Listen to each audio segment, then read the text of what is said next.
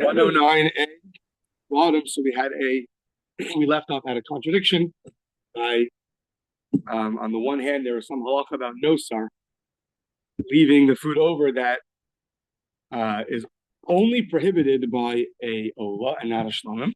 On the other hand, we had a Mishnah in Me'ilah that said that, what do you mean? Even consuming nosar by any sacrifice, even if it's half meat and half sacrificial limbs, that's going to be prohibited not only in ola, but even for a shlomim or for any offering.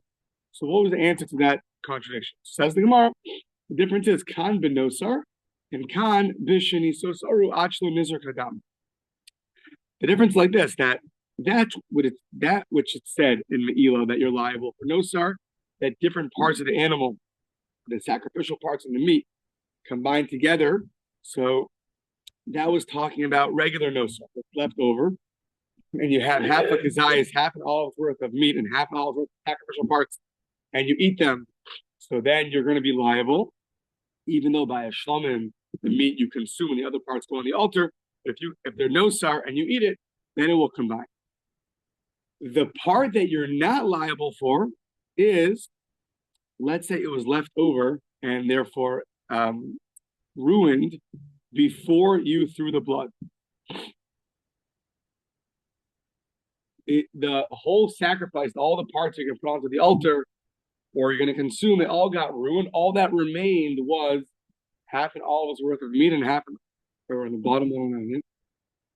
The all that remained was the half an olive's worth of meat and half an olive's worth of sacrificial parts. That before you throw the blood is going to be that's only going to be the zrika, the throwing of the blood is only going to work for an ola, and it's not going to work for a shlomim. And that's like the opinion of Rabbi Yeshua. The Tanya, Rabbi Yeshua, all the sacrifices of the Torah. Shenishtayer behen kazayas, that a kazayas remains from. The kazayas remaining. Shenishtayer behen kazayas basar, kazayas of meat. Turn the page. Vikazayas chelav, or really it's or kazayas of chelav. Then you could throw the blood. As long as you have an olive's worth of meat remaining, so you have your whole offering, you slaughtered it, and who knows what happened to it. You can't find it now. I don't know what happened to it. It got ruined, it got damaged. But you do have an olive's worth of meat or fats remaining. You can still continue in your sacrificial services and go and throw the blood up on the altar, and that will still allow you to go take care of the meat. So, however, if it's if only half an olive's worth of meat and half an olive's worth of fat, those two cannot combine. Since those two cannot combine to a full olive's worth, unless you're an ola.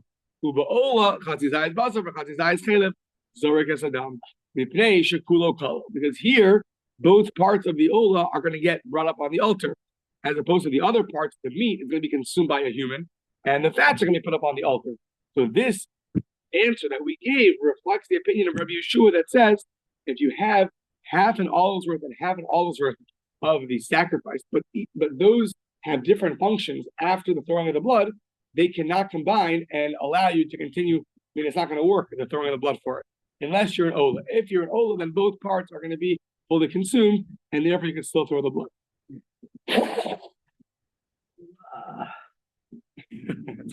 Yeah. That's the name of this masechet, ola. Everything's an ola. Yeah. Okay, so umincha, and now Gemara throws in seemingly tangentially, umincha afilu kula kayamas lo yizrok mincha. Lo yizrok, sorry.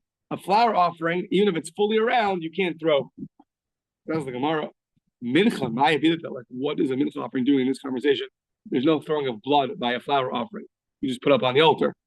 Amar Papa, what it means is minchas nisachim haba'im hazevach. You would have thought that even though the sacrifice only has half an olive's worth of meat and half an olive's worth of fats, however, it has all of its libations with it. Those are fully intact. So maybe you could still do the throwing of the blood. The answer is no. The libations are really secondary, and they're really subservient, so to speak, to the actual sacrifice.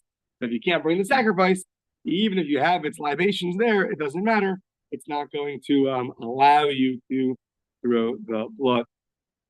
Okay. Introductions to menachos, all these flower offerings coming up. So, yeah, hakometz. The person does mitzvah, meaning by a flower offering, special scoop you take, the Kohen takes, the halavona, and there's a special lavona. The lavona of the mincha, special incense of the mincha. The haktores is brought twice a day. That's a special the ktores that combines with all the different things that we say at the end of davening. We say at the end of davening right after the song of the day. So initial we say pitun haketores, and it goes through all those different ingredients that they bring. So that was brought on the outer altar, I think, twice a day, and Yom Kippur was brought on the inner altar. So all these things, and the minchas kohanim, and the mincha brought by the kohanim, minchas tov Mashiach, and the flower offering brought by the Kohen Gadol, and minchas nesachim, and the flower offering. It's called a minchas nesachim. It's another flower offering that was brought shehikriv me'achad mehen kezayis b'chutz chayv. If from one of these you bring an olive's worth outside the temple, you are going to be liable. Yeah. As long as you have a full minimal amount of a kezayis, then you are good to go. Rabbi Eliezer poter at sheyakriv es kulam. According to Rabbi Eliezer, a kezayis not enough. You have to bring the full amount that was listed. So they're going to have their own requirements. So by one of them is going to be half of a pras, half of a certain amount, or 3 lugin by the nesachim. There's different amounts you have to bring. So you're not liable until you bring. Oh, sorry. Yeah. You're not liable until you bring the full amount.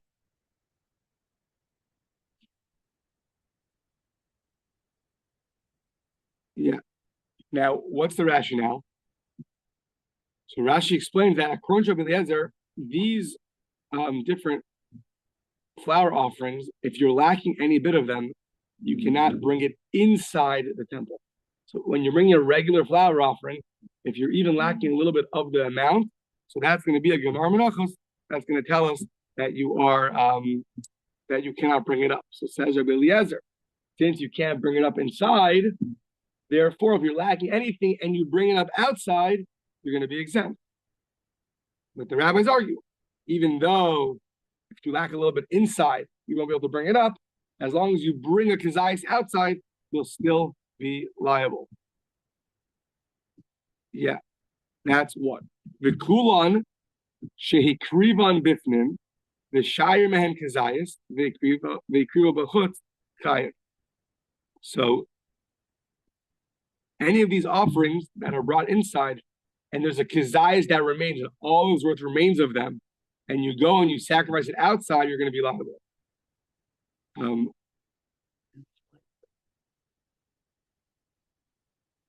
Many of the items reduced slightly. Yeah, that's the next one. Yeah, okay. Yeah, the kulan shechasru kol shehu ve'krivu b'chutz pater. We just said that you're liable. 1 second. Oh, meaning, yeah. So, 1 second.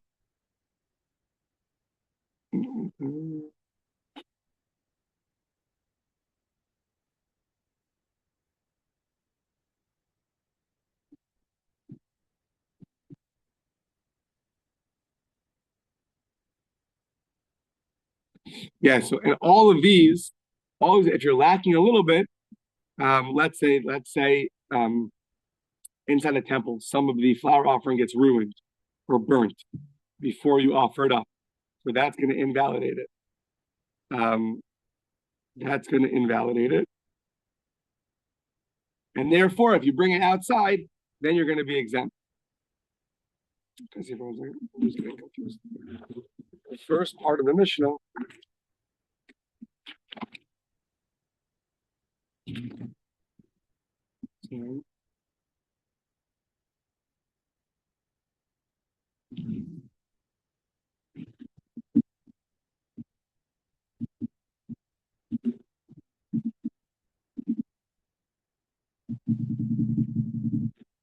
Yeah. Okay. So then you're going to be exempt.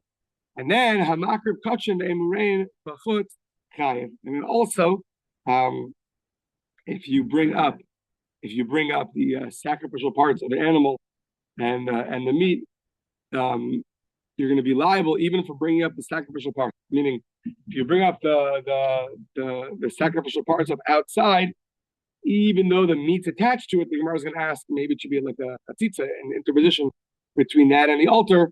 That's still going to be liable. Fine.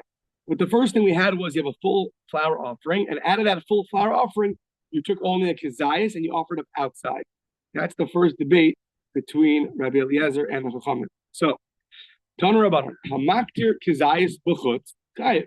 So the Brisa says you offer up a olive's worth of. It's talking about here of the incense, of ketoras. So you offer up a kezayis of the ketoras b'chutz chayiv. Chetzi pras bifnim pater. So, but if you only offer half of a pras is a certain measurement, so half of a loaf of bread is a certain volume, that you have to bring that amount up for a flour offering. If you only do half of that inside the altar, then you're going to be exempt. Now, what does exempt mean? Meaning, pater zar, does it mean to say that if a non-Kohen brings it, then he's going to be exempt? What exactly is the wording exempt? So, amai haktarahi, it says that if you bring up a little bit of even a kezayis outside the temple, you'll be liable.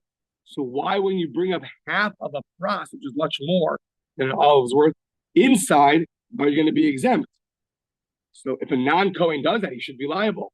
So Amar Reb Zera, Amar Rav Chisda, Amar Rav Yirmiyah, Bar Abba, Amar Rav, Mai pater. It means pater hatzivur. It just means they're exempt from their obligation. They have fulfilled their obligation. They've left their obligation. It's been fulfilled.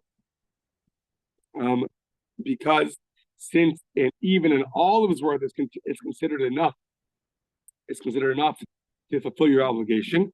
For sure, half of a pras, which is much bigger, is for sure going to be enough to fulfill your obligation.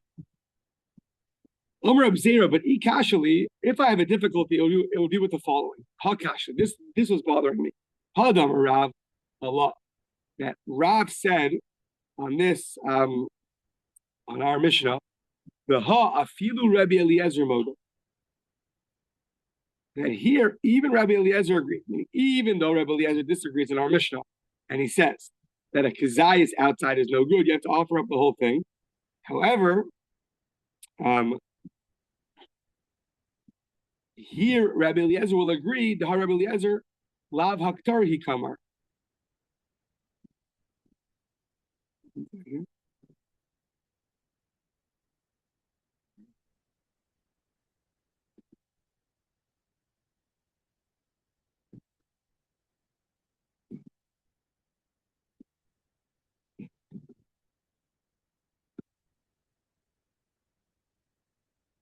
Yeah, so the question is, according to Rabbi Eliezer, that you need to sacrifice the full amount to be liable. So why is this half a pras, which is less than your requisite amount? Why would you fulfill your obligation? In the Mishnah, you told me that offering outside, you have to do the full amount. Logic being that if you don't do the full amount inside, you're not liable. And yet, this Brisa says even half of a pras, which is less than the full amount, you're going to fulfill your obligation. So according to Rabbi Eliezer, why would you fulfill your obligation? So Amar Rabba b'haktara. So now, which incense are we talking about? There's the incense of the outer altar, and there's the incense of the inner altar. Outer altar is on a daily basis, and inner altar is on Yom Kippur. So Amar Rabba b'haktara, the heichal b'kuli amalo pligi. When it comes to the haktara, the incense of the outer altar, there's no machlokas. There, everyone agrees that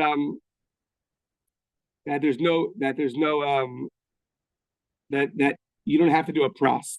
Even less, that is fine. Even Rabbi Eliezer will agree that an olive's worth of the incense on the outer altar is going to be enough. Ki pligi b'haktara. Where do they argue? By haktara dipnim. The haktara, the incense brought on Yom Kippur on the inner altar.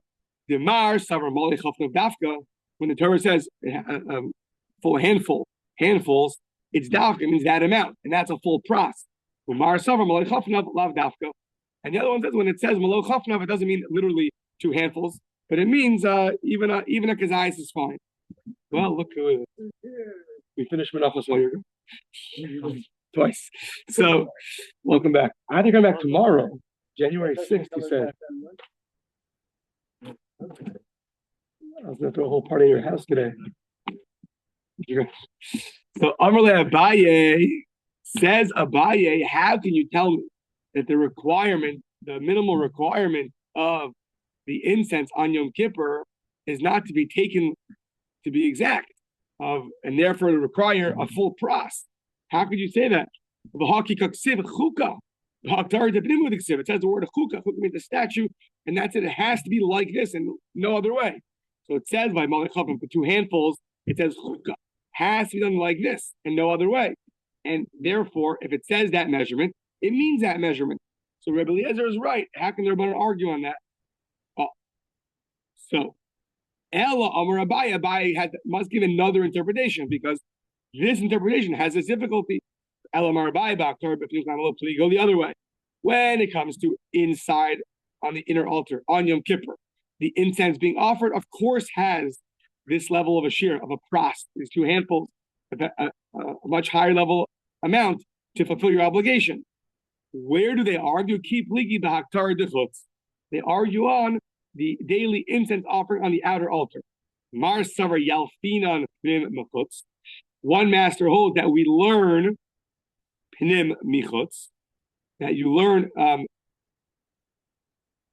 the inner, the what the intersection incense from the outer section. And therefore it has to be the full amount. Umar savar lo yalfinan.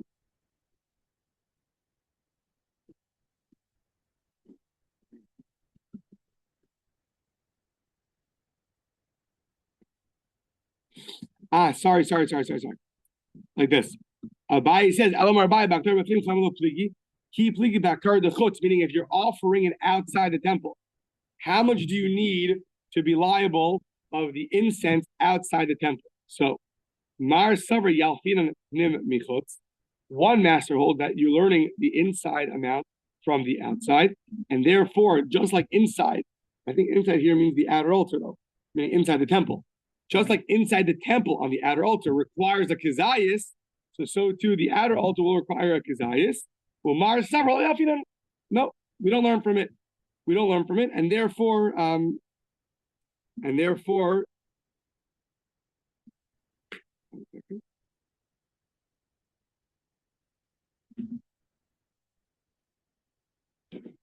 yeah, and according to Rabbi Eliezer, you don't say that, and rather you would need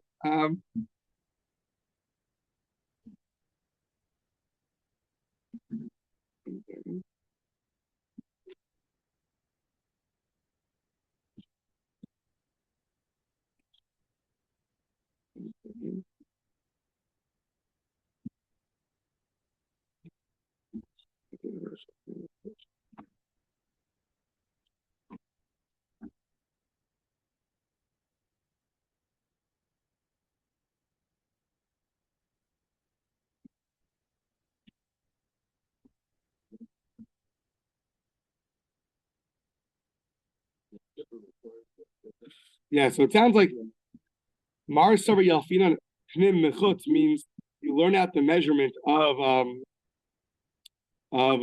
the incense offering of Yom Kippur, from the incense offering of the outer altar, just like the outer altar, if you were to offer outside, a kazayas would be enough. So too, when you have the incense on the inner altar, a kazayas would be enough.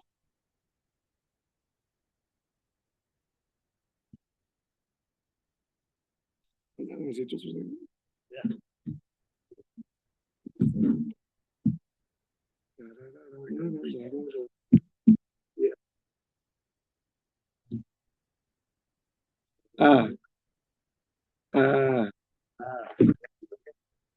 Yeah.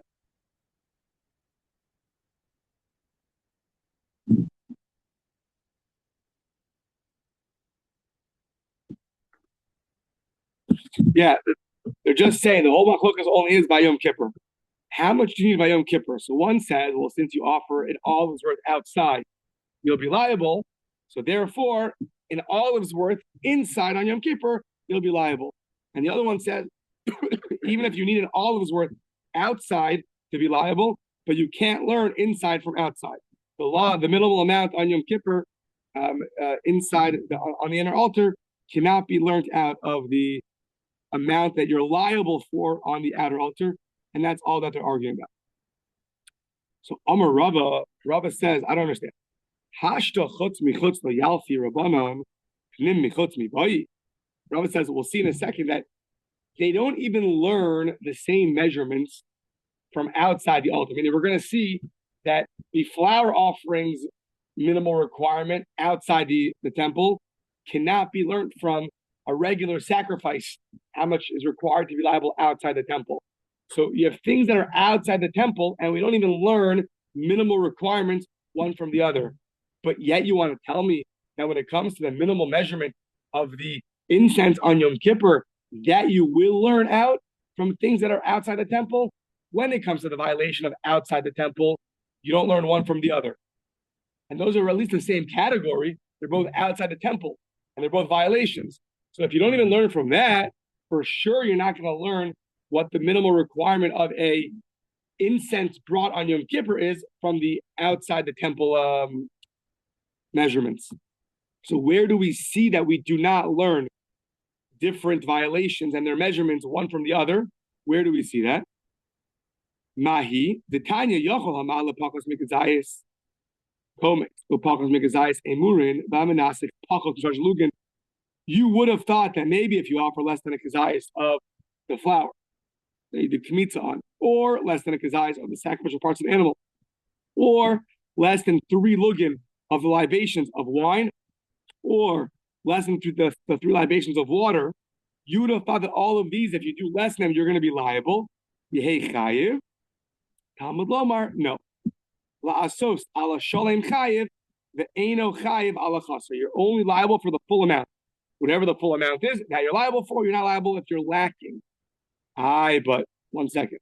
If you're telling me that a kazayas is the amount that's needed for some sacrifices when you bring it outside, so v'hapachos mishlo shalugin dispu kamazesim v'lo yalfi rabbanon chutz michutz.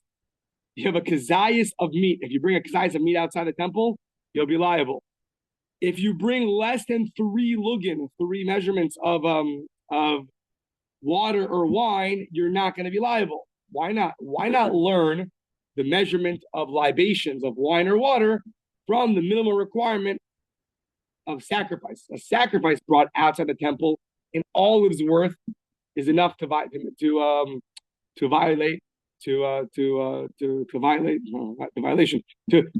what it says. Just an olive's worth is enough. So why don't you learn out that when it comes to libations outside the temple, an olive's worth is enough to be over the Aveira. Yet we don't say that. So what do you see? You don't learn when it comes to measurements outside the temple, you don't learn libations from sacrifices. So how can you learn that the minimal requirement of the incense on the inner altar on Yom Kippur, the place we're going to learn it from is how much it would be, what would be the minimal requirement of incense outside the altar?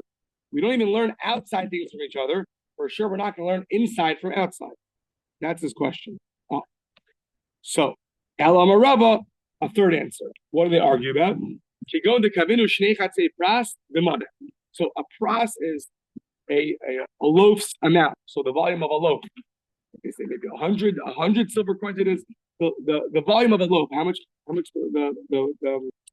that is. So let's say you take 2 chatzi pras. You take the flour and you divide it up 2 halves of them, but you put it into 1 vessel. So does that now sanctify it and it's ready to go? It's only 2 halves. It's not 1 pras, but it's 2 halves. So now you put shnei chatzi pras b'mana. You put 2 halves into a vessel. Mar savar kviyas mana milsahi. One master holds that putting that into a vessel is something. You did something. So since you put 2 half measurements into the kli or the incense, so that are already determined that it's going to be set to go. And therefore, if now after you put into a vessel, if you're lacking a little bit, it's going to be invalid. The vessel will be the determining factor that's going to sanctify it and require you to bring that amount, that full amount of a pras. So, okay, Umar Savar Lav Milsahi, and the other master says no. That just the fact that you put in 2 halves into the vessel, that's not going to be enough, and therefore even less than that brought outside the temple is going to be a violation. What is that? What is 2 halves would be a whole? Right, but I guess Often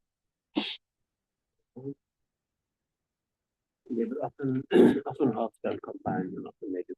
Oh, it made it be real. Meaning, I'm wrong. I think instead of putting on the entire amount on the altar, so first you put 2 halves into a vessel. So instead of putting the whole amount onto the altar, you put it into. So now, does that determine now? It set it in stone, and you haven't put it on the altar yet. Usually a mincha goes right onto the altar. I think what it's saying is, does the putting it into the vessel now set it in place, set it in stone? And therefore, if you're even lacking a little bit, so then you're going to be liable. I think it's a novel because we don't usually do that. We usually put it on the altar.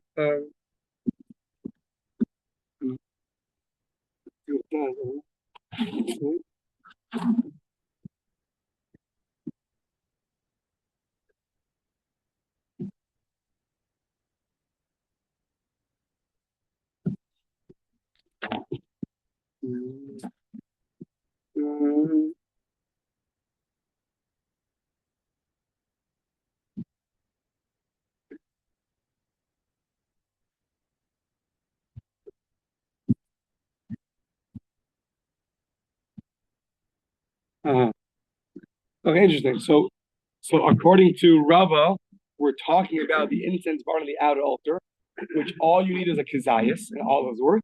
But you put in 2 half process, 2 halves into a vessel. So you put in way more than you had to do. But do you now have to bring that amount? Or can you just bring it all as worth? And whatever you say by that, if you now bring outside the temple, what are you liable for? So usually you only need an olive's worth. But here you put them into a vessel. So does that solidify it and say you have to now bring the whole pras? And if you're missing even a tiny bit, it's not going to be good as the incense offering, even though all you need is an olive's worth. And therefore, if you bring an olive's worth outside the temple, you're going to be exempt.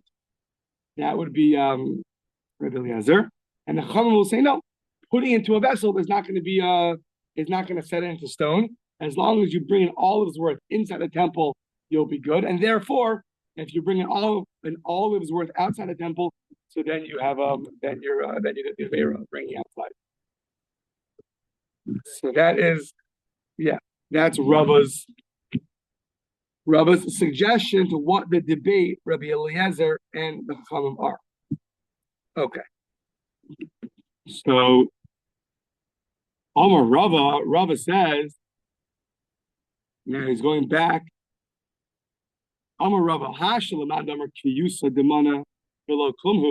according to the rabbis that say putting it into a vessel is not something which solidifies it and therefore requires you to bring that amount, you could still bring an olive's worth. So what happens if kava shisha lepar umashach mehen arba? So now you put aside six looking, which is we read this by I think by Hanukkah, all the measurements. So you put 6 looking for a bull, and you took away 4. So now for the bull you need 6 looking. You removed 4, and you offered it outside. Are you liable? So the answer is you are liable. Why? Because 4 you're chayiv shirui and oil. That's enough of lugin for the ram. If you set aside kava arbala oil, if you set aside 4 lugin for the ram, umashach mehen shlosha, and you removed 3 out of the 4 and offered it outside, you're liable. Why? Shirui and the keves, because that's fitting for the lamb. Chasru kolshu v'krivan b'chutz. But if you remove from that a little bit and you brought it outside, so then you're going to be exempt. So according to the opinion that said that putting into the vessel does not solidify it, and as long as you take out of the vessel a kazayas and you offer it outside, you'll be liable. If you have 6 for the bull and you remove 4, you'll be liable because it's fit for the ram. If you put out 4 and remove 3, you'll be liable because that's fit for the lamb. And then,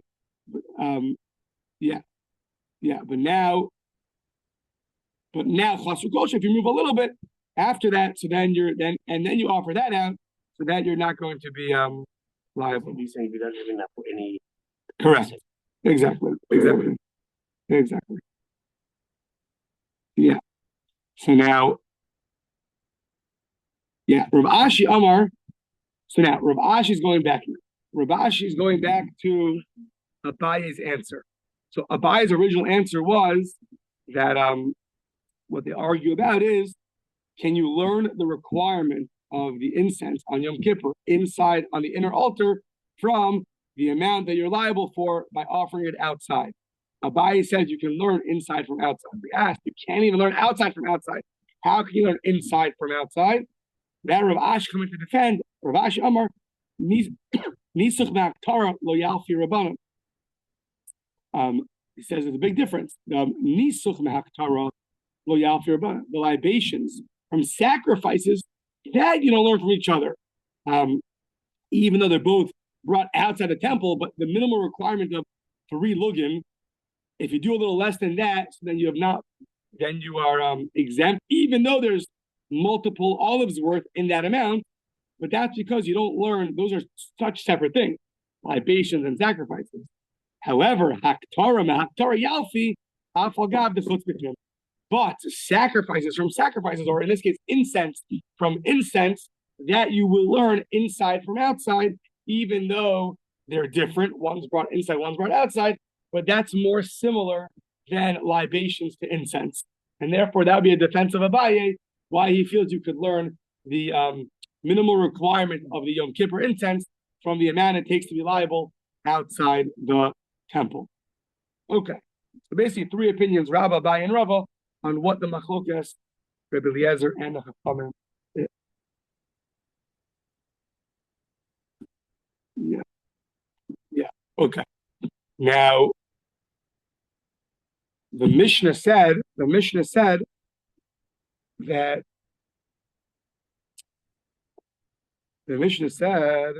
any of them that are lacking, so if you're lacking, meaning if any of these flower offerings, if you're lacking some of it, so then you cannot bring it inside. Therefore, if you bring it outside, you're not going to be liable. So if before you put on the altar, part of it got burnt or got destroyed, so then you cannot bring up these flower offerings. And the Rashi happens to point out that when it comes to the levona, the incense, or not the levona is a certain spice. So that's going to be a machlokas if you're missing some of it or not in menachos. But everything else, all the other flower offerings that are put on the altar, if part of it was destroyed before you put on the altar, so then that's going to be invalid to be brought inside the altar. Therefore, if you bring that outside the altar, you're going to be exempt as well. So now, what happens if you bring the whole thing outside and now part of it got destroyed? So it was complete. The amount you needed to bring up on the inner altar, you brought it outside the altar now, and now part of it got destroyed. If you bring the rest of it up outside, is that a violation or not? So, is what lacking outside called lacking or not? What are the why? Yeah, why not? Mia Rina, do you say came in the nafa? If Sule, once you bring it out to the temple, anyways, it's invalid to be brought up. You've invalidated it by bringing it out to the temple. So now, once it's there, Mali Chaser, Mali Yeser. Who cares now that it's lacking more or not? At the end of the day, it's already invalid. So since it's already invalid, if you bring it up, you'll be liable. Oh, Dilma, no. Yotze the Isay the Aine in, but the Lese the Aine lo. He said, well, when you brought it out, at that point it was complete. So that's fine. If you would bring that up, you'd be liable. But now it's lacking, so that you won't be liable. So how do you view it? Amar Abaye, let's try to bring some proofs. Tashma says a brisa. Tashma, Rabbi Eliezer poter achi Yaakov Kula. So Rabbi Eliezer says, Elazar Omer, he says poter achi Yaakov Kulan. So he says when it comes to the flower offerings, you have the kemitza and the levona. I said this properly at the time on the Mishnah. The flower offering has kemitza, has the flower, and you bring its incense. So the Chachamim say, I think I misspoke. I was confused. The Chachamim say as long as you bring one of them outside, that's a violation.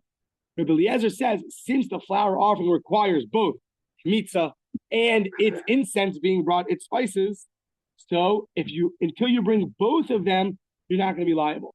Every flower offerings require both the kemitza, the flour, and the spices to be brought up on the altar. If you bring one of them outside, debate. Chachamim say it's a violation, and Rabbi Eliezer says it's not.